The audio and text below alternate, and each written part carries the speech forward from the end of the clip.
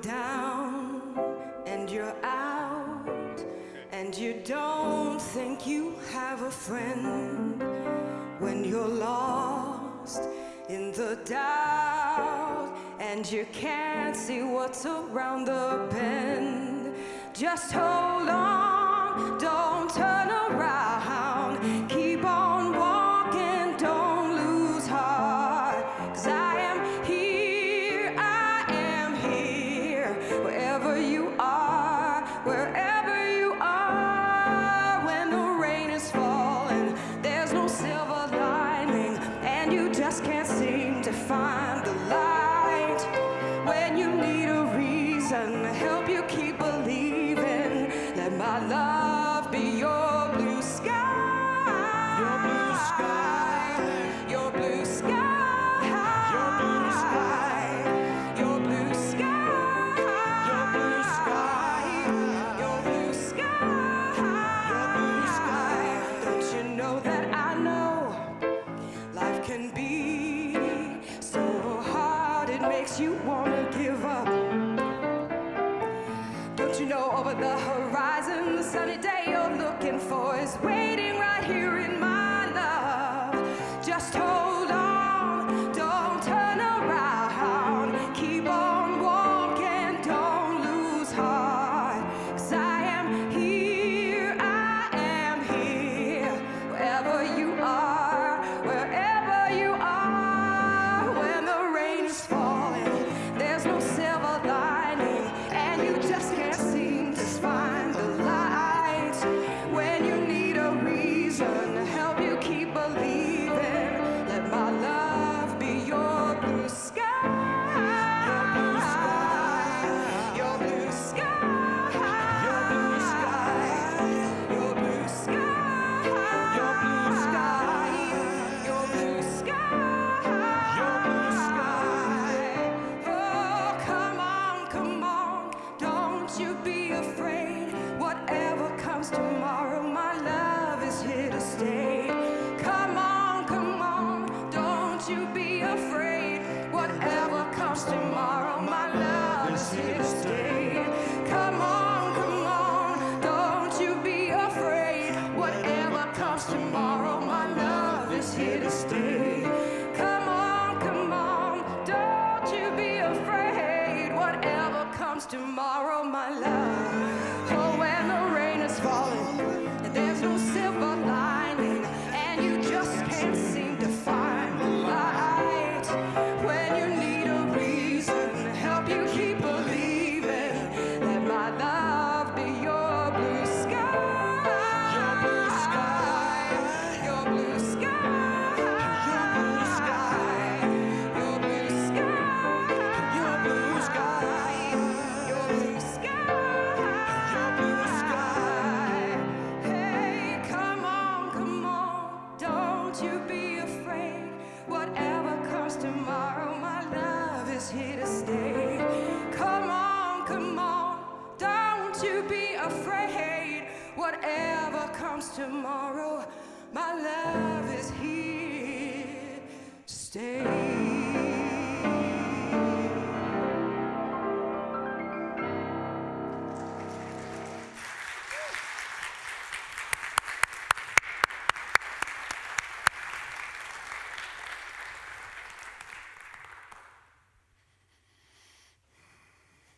Good morning, everybody, and welcome to Unity Temple in the Plaza, a place where diversity is praised and peace and harmony are the rewards. I have a few announcements before we begin the service this morning. First one is a sad announcement. Everybody knows Tim Locke. He's been around here for years and years and years, and his brother Mark passed away this week. Mark was a good guy. Right out of high school, he started his own construction company and stuck with it, got married, had kids, had a beautiful life in Superior, Wisconsin. And he's helping a friend fix something on his house on, I think, Monday or Tuesday. Fell off, landed on his head, and just like that, his spinal cord was severed, and they had to pull the plug. So to the Locke family, I think there's 11 kids altogether, we give you our blessing, our condolences, and wish you the very best during this difficult time.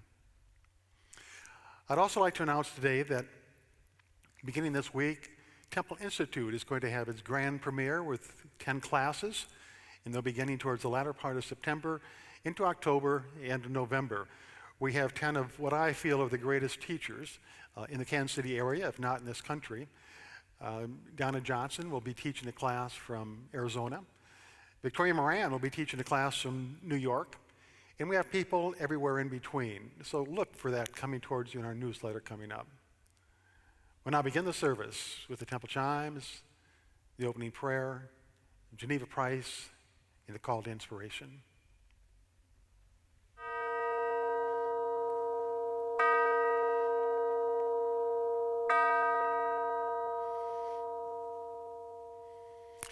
Please say this with me if you choose. On this day, we dedicate ourselves to peace on earth. We accept ourselves without harsh judgment and express appreciation for our individuality. We live without fear to meet the events of this day with confidence. We accept others without prejudice to experience a sense of unity with all people. We honor our earthly environment and recognize a oneness with all creation, in harmony with ourselves, our lives, other people, and all of nature. We live this day with a peaceful mind, a peaceful heart, and a peaceful spirit. Thank you, God. Amen. From the corners of creation to the center where we stand, all are blessed and holy, all are fashioned by God's hands. Sacred people of the land, all are blessed and holy, all are fashioned by God's hand.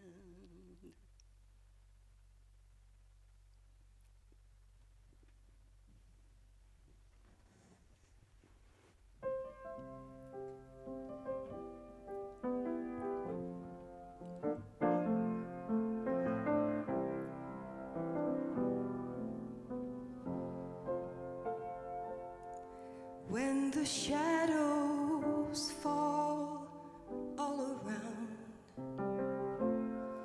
and the day disappears without a trace,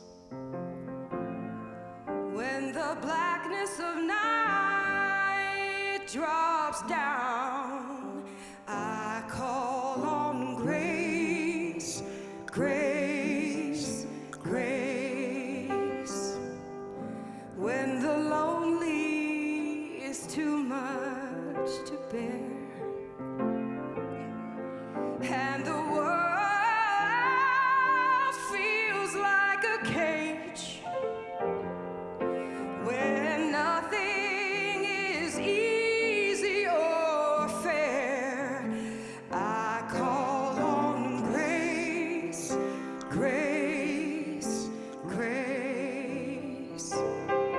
This life can make you wonder the meaning of it all. Then it feels just like it's going under when you fall, fall, fall, fall into the hands of hope, the hands of faith, the hands of peaceful grace.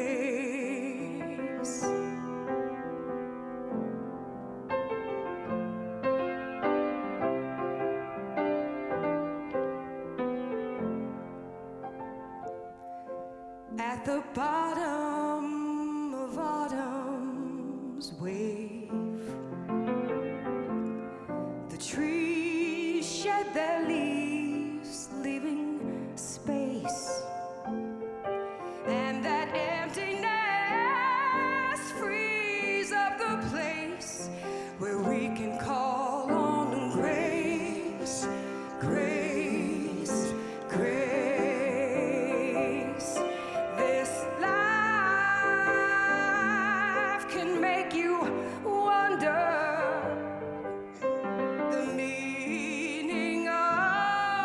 of it all. And it feels just like you're going under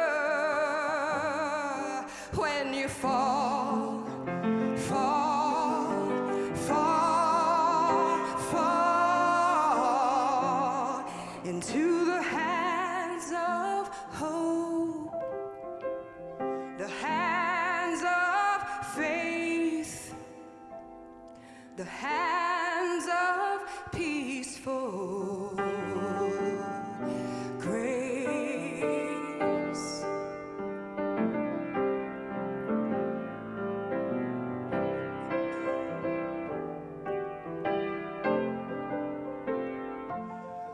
When the shadows fall all around and the day disappears without a trace, when the blackness of night drops down, I call on grace, grace, grace.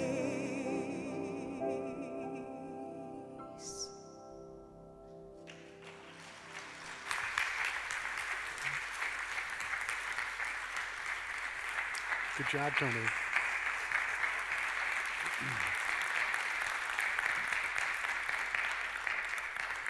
Thank you, Tony Gates. It's always a pleasure to have you here. For those of you who have not experienced Tony before, she's been with us since the COVID set in, and she's just a wonderful delight to our entire musical program.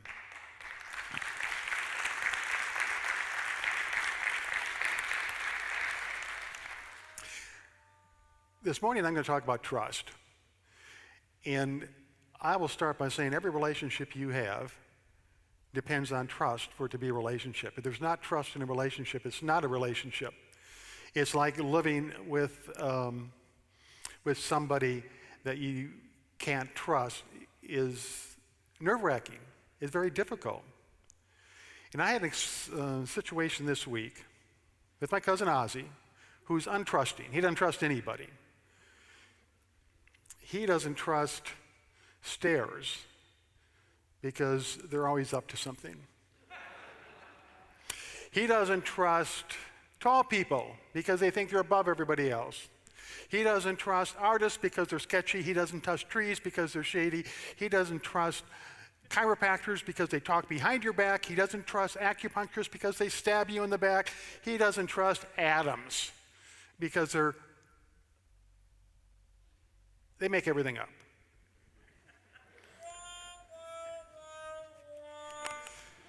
Cut. Back this up. I can't have this go out. Back up. We're going to start all over.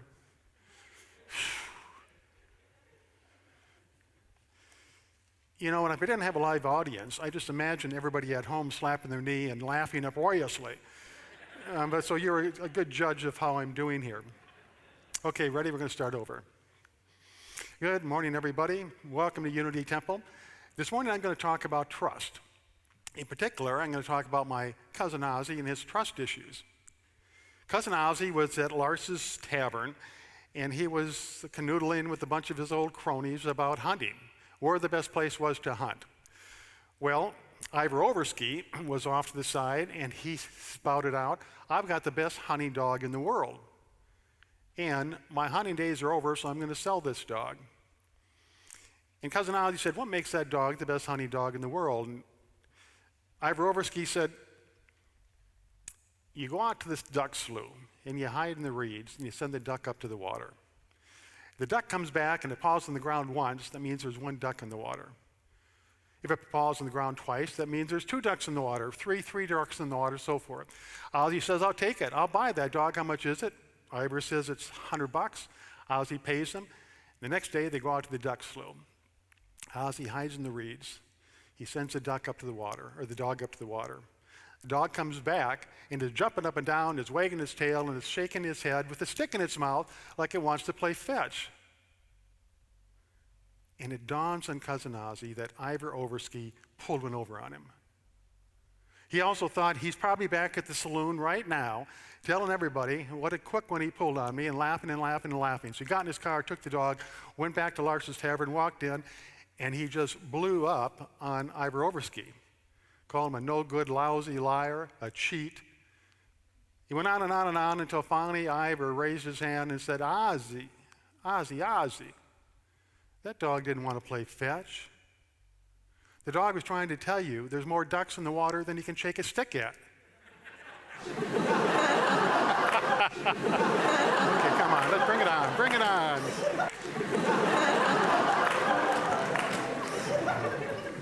Okay, back to the matter at hand. Let's talk seriously about trust.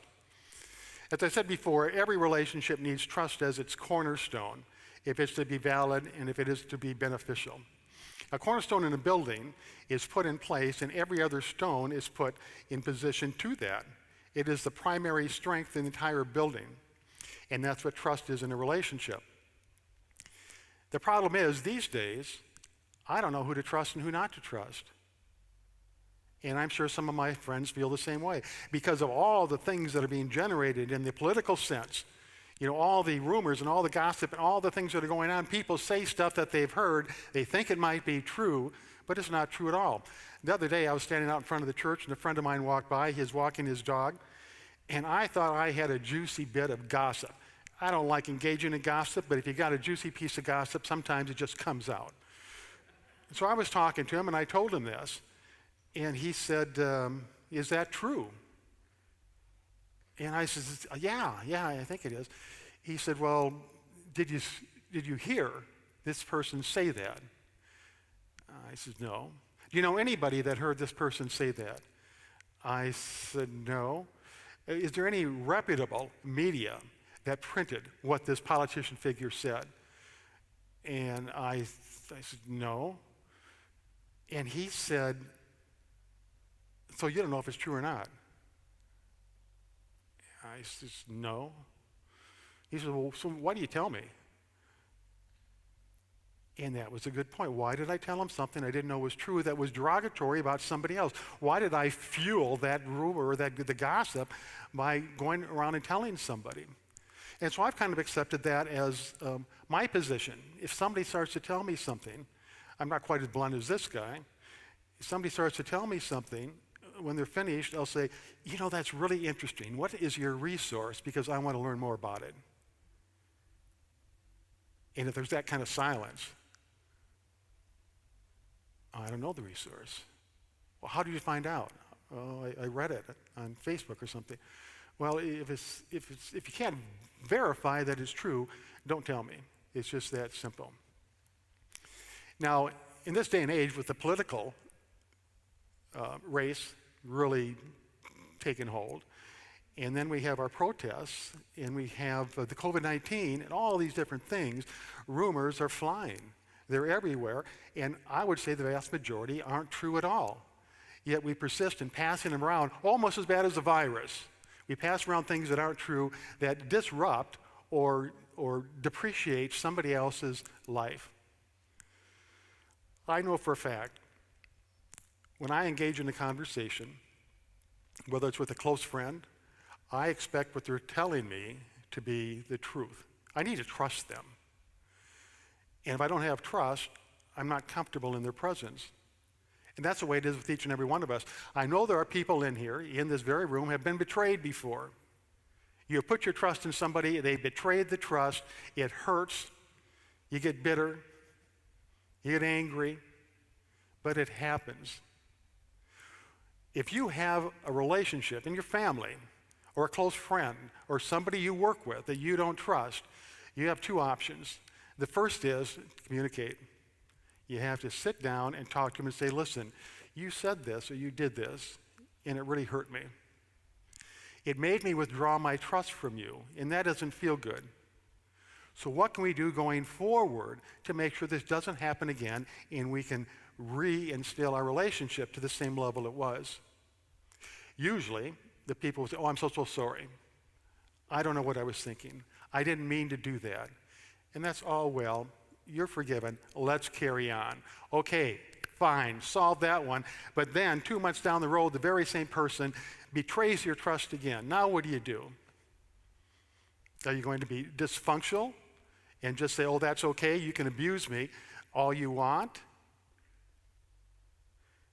If somebody vows to you they're sorry for betraying your trust and they betray it again, you need to take them and move them a long distance away from having influence on you. Because if somebody does it after swearing they'll never do it again, they're really sorry, that's their problem and it's not yours. And unless you want to continue to being hurt, unless you want to continue to having an uneasy relationship with the person, it either has to strengthen or lengthen out to the point where you don't have much contact, or it has to be solved. There were 3 college kids going in to take their test. And the test was on Monday morning. So they decided Thursday that they would all get in the car and they'd drive to a faraway town and they'd have a great party over the weekend. They'd come back on Sunday and they'd be ready to take the test on Monday. Well, they got carried away, you know how college kids are. Pretty soon Thursday turned into Friday, into Saturday, into Sunday. And they wake up Monday morning and they got 90 miles to drive. And they said, we're never going to make the test. So on the way back, they start thinking, what can we say that'll excuse us from missing the test? And the guy says, let's say we got a flat tire. Another guy says, yeah, and we didn't have a jack. And the third guy, yes, and we had to hitchhike 40 miles to a gas station. And by the time we did all this, we got back and we got the tire changed. We didn't get into town until late Monday night. The professor says, that's fine. I'll tell you what, come in tomorrow morning, you all can take the test. So the 3 of them come in the next day. The professor takes one and puts it in a room, puts another guy in another room, and the third guy in yet another room, so they're all separated. Then he brings the test in and he gives it to each one of them. And there's only one question on the test. Which tire was flat?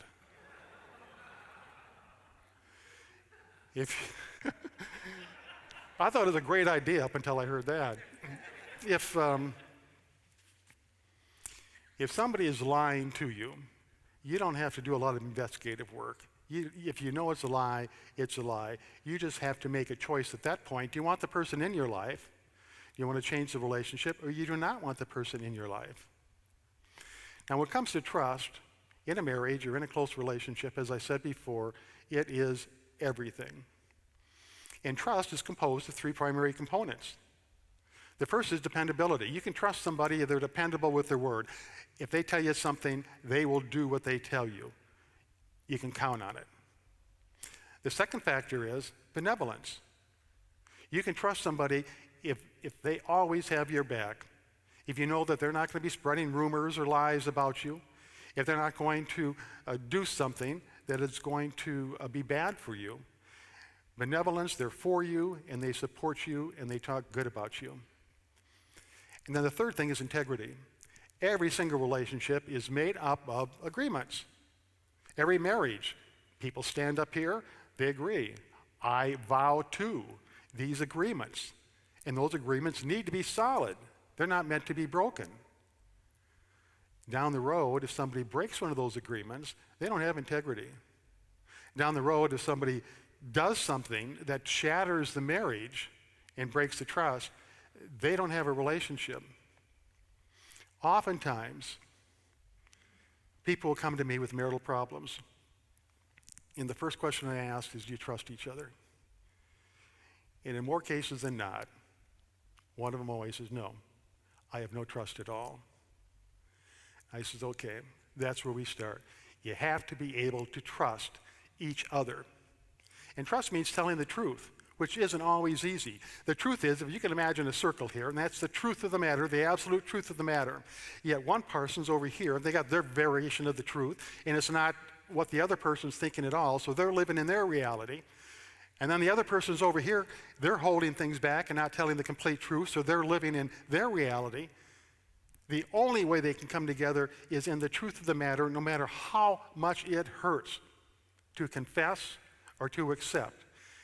The absolute truth is what we're all searching for. Spiritually, We're here today because we're spiritually searching for the truth of God, the truth of our lives, the truth of life itself. The relationship has to be founded on the truth because the truth is the cornerstone of trust. As we go to meditation, I want you to think about this.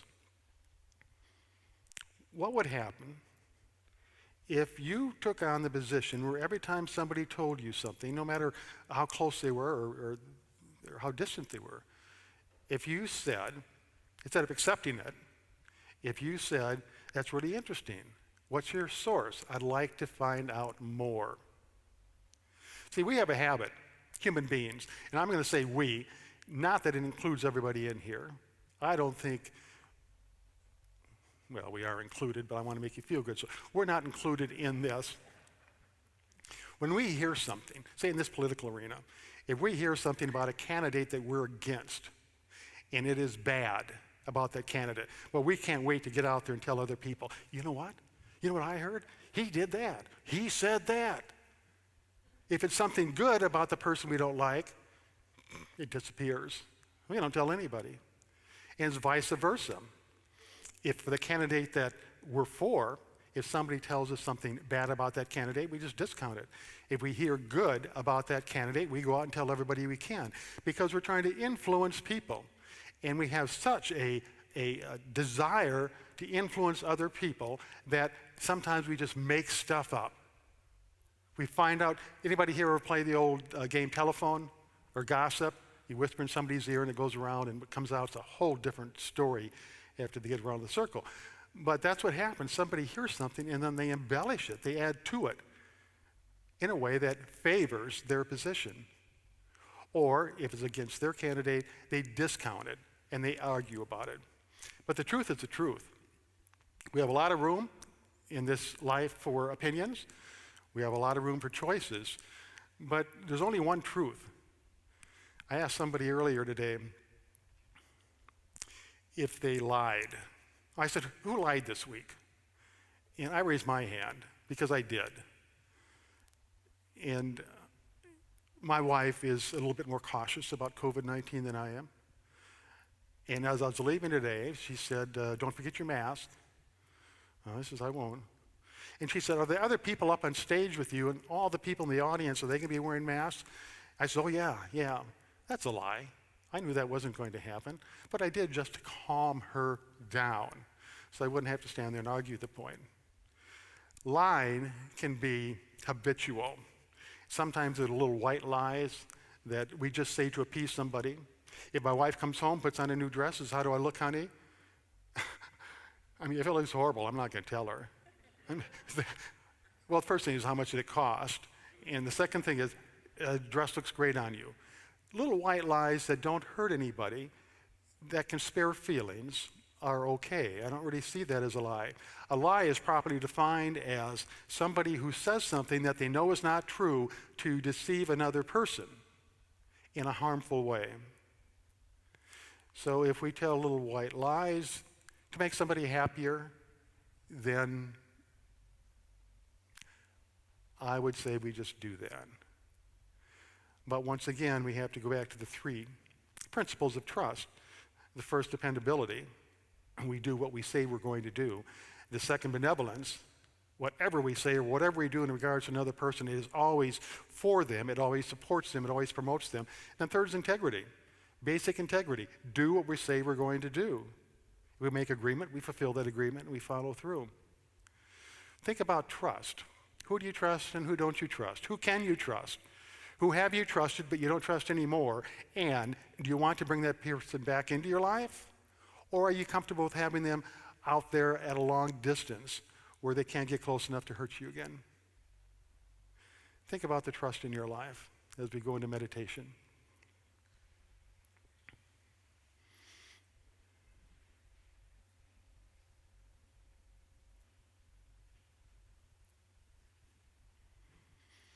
I invite you to take a deep breath, hold it for a moment, and slowly exhale. And take another breath. And when you exhale, feel yourself becoming more and more relaxed. Every muscle in your body becomes relaxed. Your mind begins to slow down.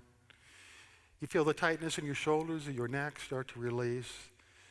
And here you are in this moment. It is all yours to gain clarity, to gain direction, to gain vision. We know in this very moment things aren't easy. They're difficult. We have problems and we have challenges, but yes, there's been problems and challenges in the past, and these are no greater than what's been experienced by the human species before. So with hope and with faith and with trust in God, we move forward knowing that this day too shall pass, and we can find a peace that passes all understanding. Each and every one of us is a beneficial presence to this earth. And as a beneficial presence, we take on the responsibility of not hurting anybody. We take on the responsibility of caring for those people that can't care for themselves. We take on the responsibility of trying to decrease the racial divide in this country so we can live as one. We live in peace. It's a benevolent presence. And live this day with a peaceful mind, a peaceful heart, and a peaceful spirit. And we'll now move into the silence.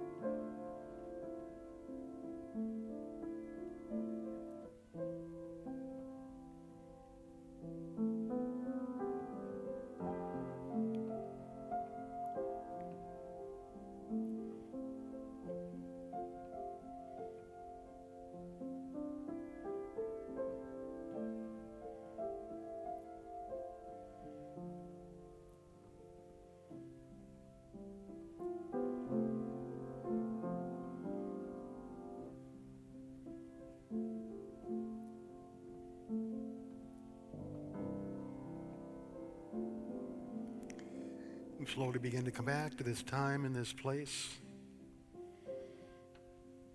And we do so with a sense of joy, a sense of serenity, a sense of feeling good about ourselves and our lives, but also with direction to go forward in search of the truth, to stand for the truth. We know it as it is.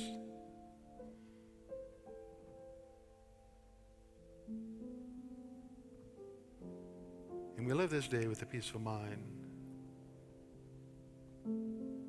a peaceful heart, and a peaceful spirit. And so it is.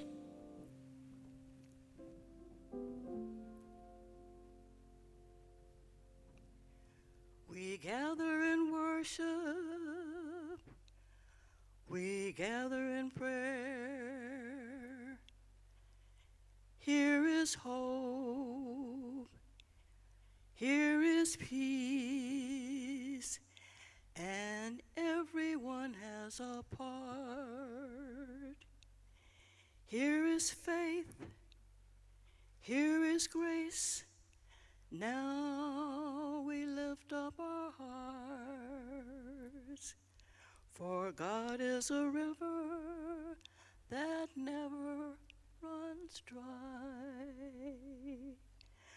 God's faithfulness lifts like a full rising tide. We gather in worship, we gather in peace.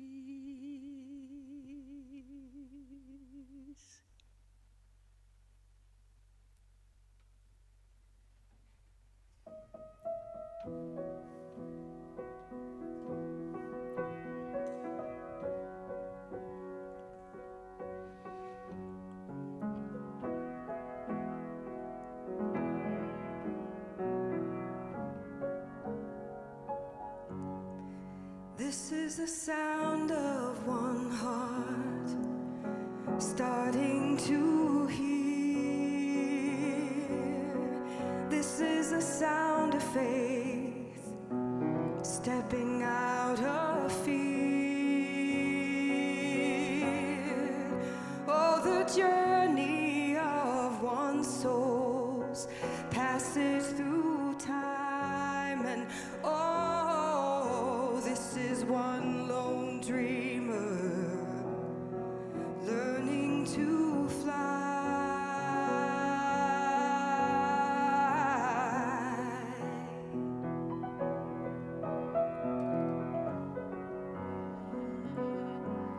And this is the sound of love reaching out from the storm, calling through the thunder, through the anguished war. And I can feel the winds, feel them beginning to turn. And oh, this is one small light starting to burn, and your love is shining in everything I do, and I hear you calling for me. For all roads lead, all roads lead, all roads lead to you.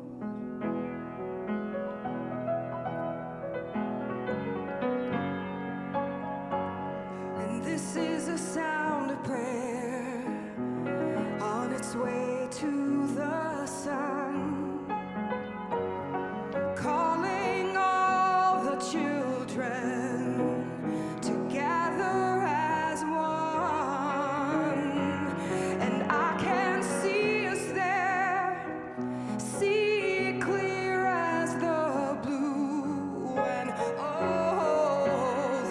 one small part. Here is my gift to you, and your love is shining Every moment and in everything I do,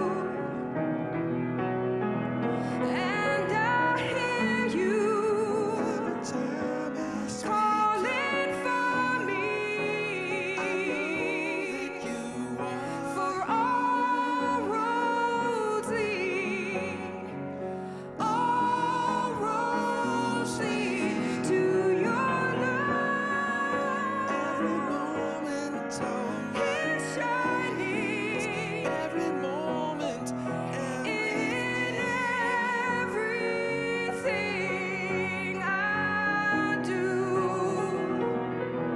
and I hear you time I calling for me, know that you are for all roads lead, all roads lead, all roads lead, all roads lead, all roads lead.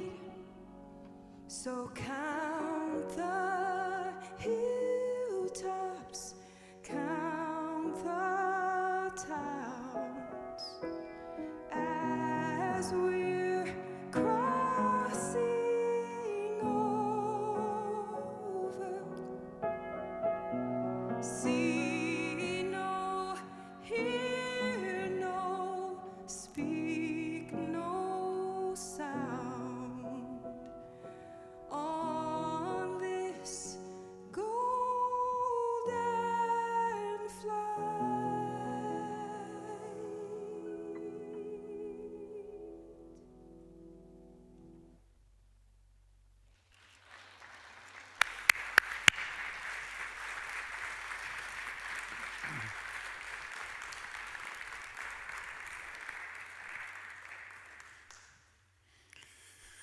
Last week, I was talking to somebody, and this goes back to trust, and it goes back to hearing things that you don't know if true or not. And we're talking about the racial strife that is persisting right now. And this person said, well, this church, Unity Temple in the Plaza, used to make blacks sit in the balcony. And I'd never heard that. And I didn't think it was true, because I knew the minister that opened this church and that served the church for 27 years, Ellie Meyer, fine guy. And so I started doing a little bit of research. And I discovered that Unity, when they were at 9th and Tracy, was the first church in the Midwest to have integrated services. Now, not just an integrated church, because there was a lot of those where blacks would come at one time and whites would come at another. This was integrated services where people integrated into the audience and sat side by side. When this first opened up, the African American community came in, and the first question was, well, where should we sit? And the minister at that time, I assume was Charles Fillmore, he led him down to the front row, and he said, you can sit here if you like. You can sit wherever you choose. Now, sometimes I feel it necessary to dispel rumors like Unity made the blacks sit in the balcony, because that not only tarnishes the reputation of the ministers that were here, but it tarnishes the very basis of what this whole thing stands for, the whole Unity movement and Unity Temple. Unity means unity, and anything other than unity is not unity. Many years ago when I was working here as secretary, Max Lasfer was the minister, and I attended the board meetings to take notes and things like that. And at one of the board meetings, there was a fear concern that there's too many gays coming into the church, and that they thought it was going to be taken over by the gays and it would become a gay church.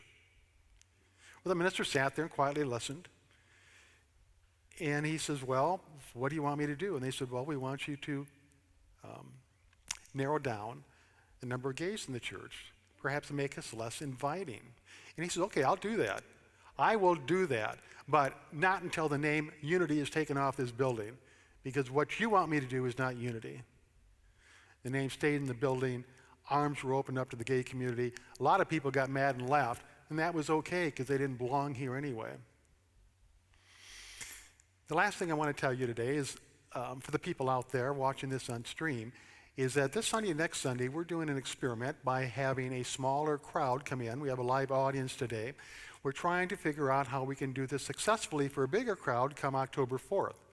October 4th, if everything goes smoothly, we will be opening the doors, and we welcome you all in, although there will be a limited audience, and you'll have to register, and that information will be on our newsletter or on our website. For those of you who came today, I thank you. I appreciate it. And we have a few gifts for you. First of all, can we have the lights up, please? First of all, I would like each of you to take a hymn book in front of you and just randomly open it up to whatever page you want and see what the message is there. See if it is relevant. Anybody hit home run with it? Okay. So the gift that I have for you is you get this book. Take this book home with you. We don't sing from hymn books anymore simply because of, it sounds horrible when everybody has a mask on, first of all, but then also it's not safe. So everybody gets a hymn book. We're moving them out. Take 2 if you want. If you want to take 500 of them, I'll help you load them into your trunk. And then the last thing is, many of you know John DiCapo. He's a member of this church. The DiCapo family have been in the food business for a long, long time. They used to have Italian gardens. He's brought a little gift basket for you. It's on in the narthex, or the lobby, as you go out the door. It's a little sack full of DiCapo cookies, so help yourself to that. And I believe that is it. So now, instead of taking up an offering, which we don't do anymore, we offer our gratitude. What are we thankful for? So many things. In addition to your own personal life today, we're thankful for all the people whose last name begins with H.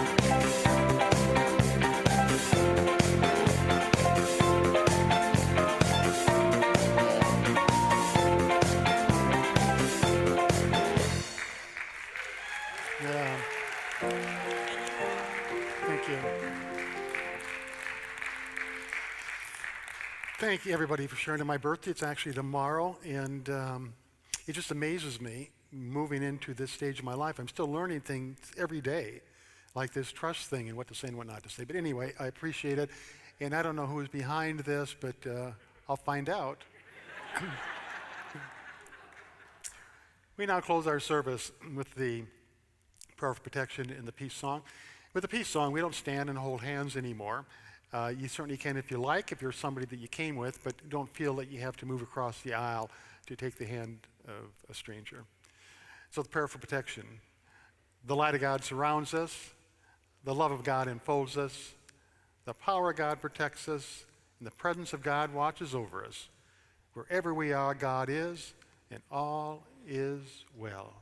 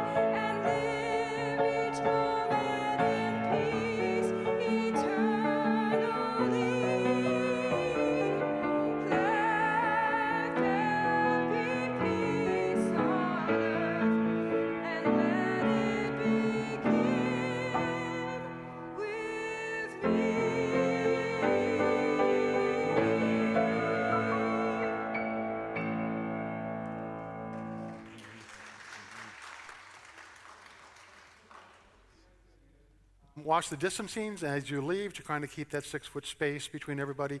Thank you so much for coming. It's so good to have your energy in this room. And I'll see you next week.